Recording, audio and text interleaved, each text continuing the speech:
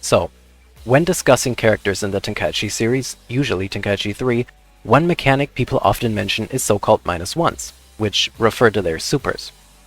Right now, I'm against Vegeta.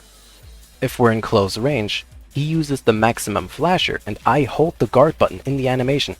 I will automatically teleport it.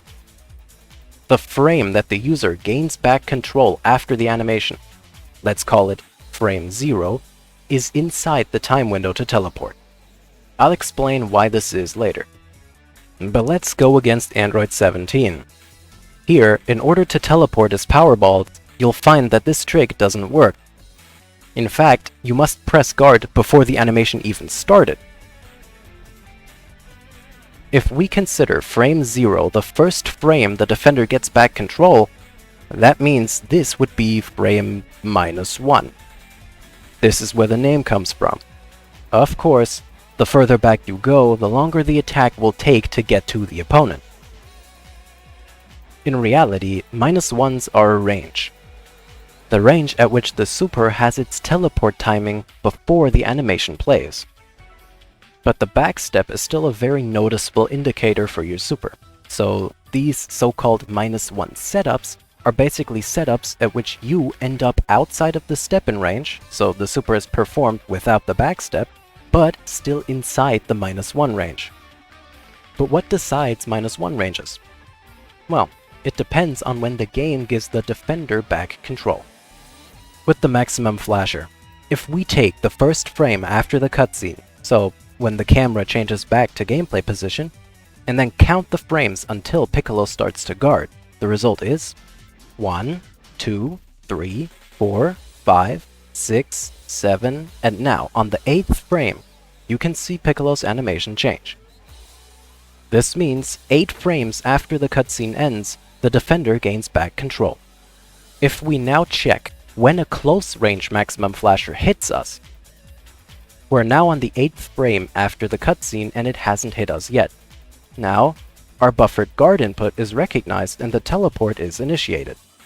Okay, let's do the same procedure with 17's Powerballs. We count the frames after the cutscene that we don't have control.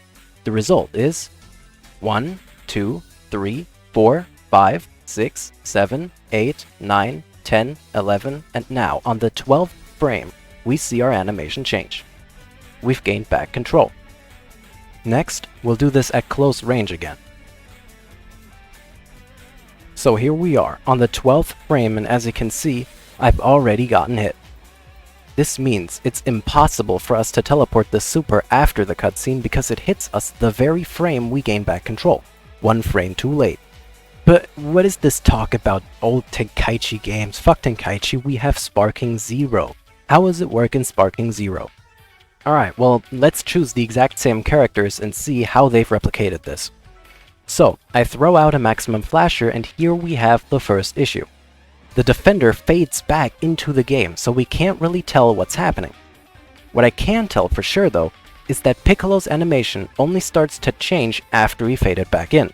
You can tell by the transparent frame here that he was still an idol.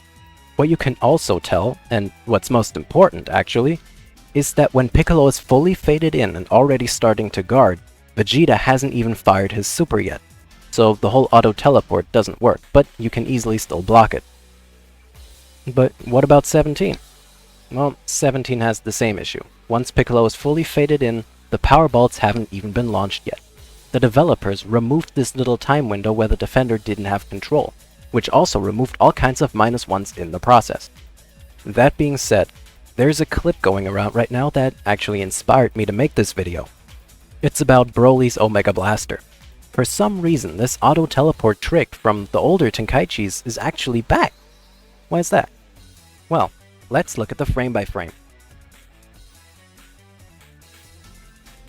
You can tell that after the cutscene had ended, before Gohan even faded in, Broly has already launched the projectile.